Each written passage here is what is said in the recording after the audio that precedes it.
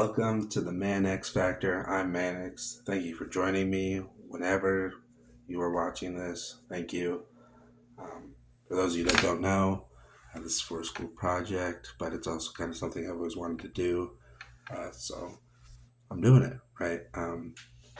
That'll be kind of like a welcome video to kind of broaden more about why I might want to do this and what kind of more details about what this channel might be like in the future. So let's get to what people are here for, ideally, and that's to talk about Montana football. And let's start with the facts. We are 5-2. 5-2. That's not bad. Obviously, most people I think would want us to be 6-1. Weaver State, that was a tough loss, tough defensive performance from us on that one. But let's talk about, it's a bye week, so there's no game from the last week. So I figured it would be a good time to start, and let's talk about how we've done. Starting on the offense, let's start with the quarterback. All right, Logan Fife. He's thrown 97 completions on 145 attempts. He has a 66.9% completion percentage.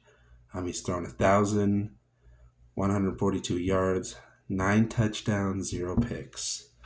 So he's been pretty good, right? He hasn't turned over the ball, and he's been throwing touchdowns. So that's what we ask of a quarterback.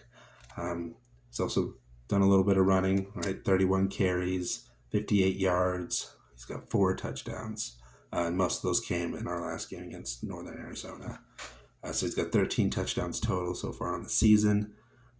He does have 2 fumbles, which we'll kind of talk about later when we talk about the O-line. He was, he should have protected himself better and been more aware, but, it starts with the O-line. Let's go to our other quarterback, right? We run a 2-quarterback system. We kind of did that last year and then went to 1. We've kind of held on to it a little bit longer. It kind of seems like we might be leaning Fife. And our other quarterback might be kind of fading out a bit. But let's talk about it. The freshman, Kialiaya. He's thrown 90 passes. 56 have been completed. That's a 62.2% completion percentage. So a little worse than Fife's on less attempts. 470 yards. Again, not as many attempts. Much playing time. 2 pass touchdowns, 2 picks. So he's got those turnovers, but he hasn't fumbled. And he's done running. He's done very well running, actually. 29 carries, 84 yards, which is only like 3 yards, but he's gotten in the end zone 6 times with his legs. So he's got a total of 8 touchdowns through him. And so he's been very good at being a guy who can tuck it and run. Speaking of running, the kind of our pride of our offense is our run game. Starting with our star, Jerry Rice Freshman of the Year, Eli Gilman.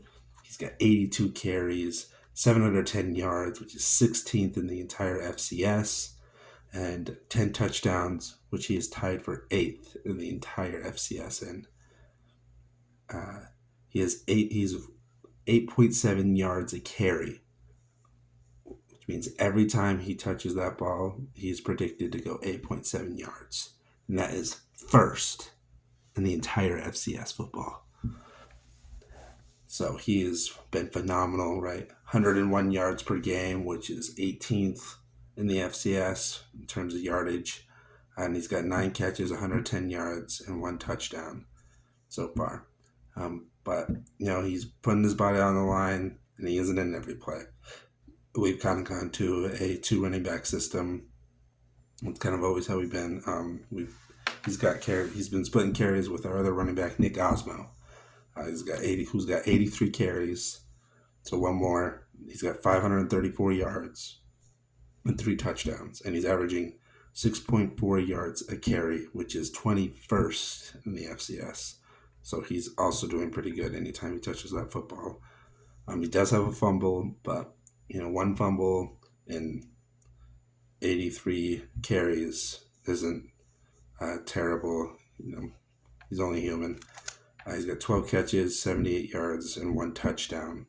So overall, running back's been playing outstanding. Just the one little blip with the fumble, but otherwise, our running backs have been phenomenal. Let's get to that O-line I talked about. They have been, they've allowed 15 sacks, which is kind of middle of the pack, and the two of the fumbles that we've had, which were both by Logan Fife, have been kind of guys that have gotten loose. Fife hasn't had really the time to be aware and has lost the football because of it. But let's get to, I talked about how good the pass game, how good Logan Fife's been, but let's see who he's been passing to, how they've been doing, right? First off, Keelan White, right? He's got 35 catches on 54 targets, which is a 64.8%. And he's got 389 yards, 2 touchdowns, 11.1 yards a catch, which is good. And we'll see with him and Aaron Fonts, their percentages are going to be a little lower because they're on the outside, and targets include, if Logan Fife needs to throw it out of bounds and they're the closest guy, that kind of goes to them. That doesn't mean, this doesn't mean that on the 26% of those catches that weren't caught, it's because they've been either locked up or dropped the ball. That could be uncatchable, or it could be a throwaway. Next guy, Junior Bergen, right? Didn't play the 2 first games, was kind of limited in our 3rd game, but he's been amazing since he's been back fully healthy. 26 catches on 36 targets, which is a 72.2 percentage. The reason why that's better than, say, Keelan's is because he's been a slot guy, so most of the throws his way has been to the center of the field, where he either catches it or the defensive player makes a play. No one's throwing it away in the middle of the field. So he's got 346 yards, which is only 40 less than Keelan White, 13.3 yards a catch, which is the best on the team, and he's got 2 touchdowns. Next, we have Aaron Fonts. He's got 23 catches on 45 targets, which is a 51.1%. The reason why his is worse, right, as I said, him and Keelan would have kind of depleted numbers due to those throwaways. Why his is even lower is because multiple times this season we've seen him kind of go one-on-one deep down the field and let Logan air one out to him, and he's athletic enough, he could make the play, but it's also a situation where a lot of pass interferences can be called. So that means a lot can, we can get some free yards potentially out of that. So that's why his numbers are lower. But he has 205 receiving yards, 8.9 yards a catch, but he's got 0 touchdowns receiving. But he does have an 18-yard rushing touchdown that he got earlier in the season. So he hasn't been scoreless. Next up, we have Sawyer Racanelli, who has 18 catches on 28 targets, so 64.3, 165 yards, 9.2 yards a catch, 0 touchdowns. For a 4th receiver, he's been a guy who we've seen, seems like when we need him to make a play, he can make that play. So he's been good. And the last receiver I'll talk about is Xavier Harris, who has he's been like a running back, but most of the year this year he's been at wide out, especially early on. He's been great. He has 11 catches, 141 yards, 12.8 yards a catch, and 2 touchdowns. Those 11 receptions came on 16 targets for a 68.8% completion percentage. And so he's been good when we needed him to. And the reason I did 5, some people might only wanted the 3, and some people might think, what about the rest? I did 5 because the 6th and 7th guy, which is already kind of getting to guys who don't have a lot of catches, is Eli and Nick Osmo. So I've kind of already mentioned their stats. And so I didn't want to not include the Xavier and Sawyer and being in the middle and putting up stats that do matter. Next, this is special teams, but I kind of included in the offense. It's talking about our field goals. Ty Morrison. He has been 30 for 31 from extra points, which I know some people might think that it's an extra point, it should be easy. But even NFL kickers miss. So I think 30 for 31 is pretty good. 96.3% chance to make it as of this stat. He's 10 for 14 in field goals, 71.4%, which is still good, even currently right now, the way the NFL looks. Not a lot of kickers are making field goals anyway, so this is looking like he's doing pretty good with himself. 20 from 29, he's been 3 for 3, so he's been perfect. 30 for 39, 4 for 5, and 40 for 49, 3 for 5, and then 50 to 59, he attempted a 55-yarder and missed. So he's been solid, especially close range. Just when you get further and further out, the kicks get harder and harder. But overall, he's been good. So let's move on to defense. Right, defense hasn't been the pride and joy it has in the past, and I think it still can be great.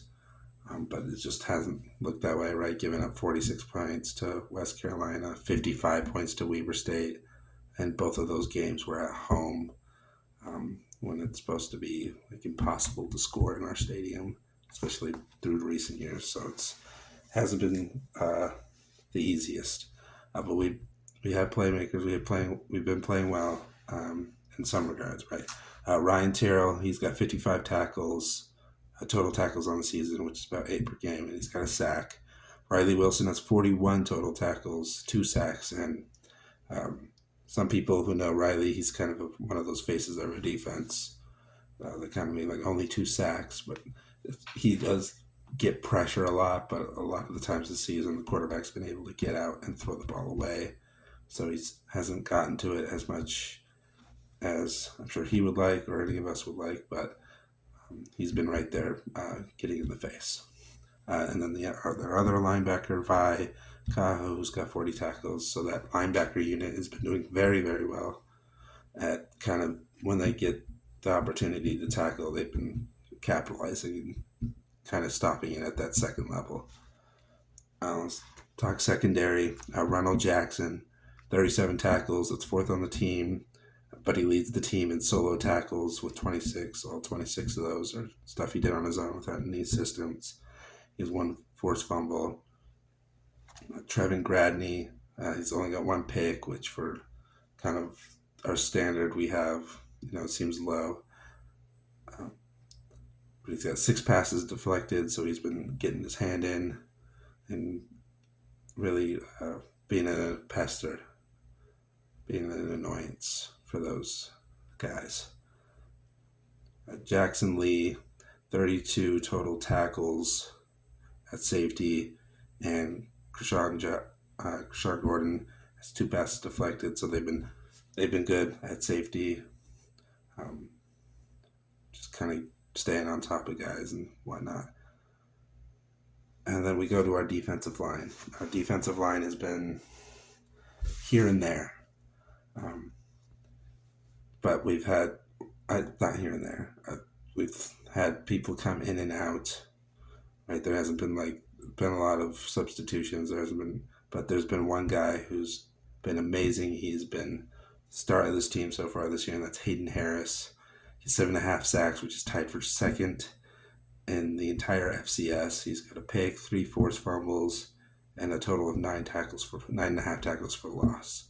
So he's been absolutely amazing this season so far, and I'm sure he will continue to do that when he comes back. Overall, our defense so far, 17 sacks, 4 picks, 4 forced fumbles, 36 total tackles for loss. The sacks, right, Hayden Harris is kind of responsible for most of those. But all those stats are kind of middle FCS graded, like 70, right? There's like 130, 140 teams, but we're supposed to be one of the best.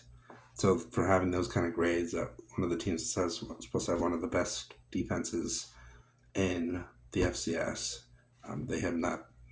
They, in terms of those statistics, they've not been the greatest. But I believe after this bye week, and also the fuel from the Weber game, we will come back. Our defense will come back and fight hard and be great. But let's talk about who they got next up, right? This weekend we're going to Greeley, Colorado to face Northern Colorado Bears. And they just came off a win, right? 21-17 over Weber State. Weber State we lost to. So in that game, how did they beat Weber State? Right, it's precursor. They 1-6 on the year. So Weber State was their first win, and they're coming off that win. And how did they win? They won on the ground, 46 carries, 203 yards, 3 touchdowns. But they also won because turnovers. They got a lot of turnovers against Weber. Total of 4 fumbles, 3 forced by by Northern Colorado defense, and 1 interception. So 5 total turnovers. That is very tough for any team in football to overcome. So, yeah. But basing off their last thing, Northern Colorado hasn't necessarily been great offensively in any category up to that point, as to why they were winless before this game. But now that they found some success in the run, they might try and continue to lean on it. So we need to be stopping the run and also not turn over the football, which we've been mostly good at. We definitely have not turned over anything as high as 5 times. So I think in that regard, we will be okay. And we shouldn't underestimate them. But in the last 3 games against Northern Colorado, we have shut them out in the last 2, right? With 40-0. Game before that, 35-0. And then the last game before that, it wasn't a shutout, but absolute dominance, 44-14. And in the last 12 games, Northern Colorado is 1-11 against the Griz. Their last win, they won 28-25 in Greeley, Colorado in 2016, which is kind of 4 games ago in that 12-game span. So it's kind of like a random point. So as much as it's like we've been really successful against them, coming off again win against a team that really stuck it to us. We just can't underestimate our opponent and stick to kind of being who we've been offensively and becoming who we can be on defense. And we should win this Saturday. Well, that's all I got for today. Thank you for rocking with me in this moment. Shout out to the fans on Griz who kind of helped me figure out what to look for, figure out what everyone needed. This has been the Mannix Factor. I have been Mannix. Peace out.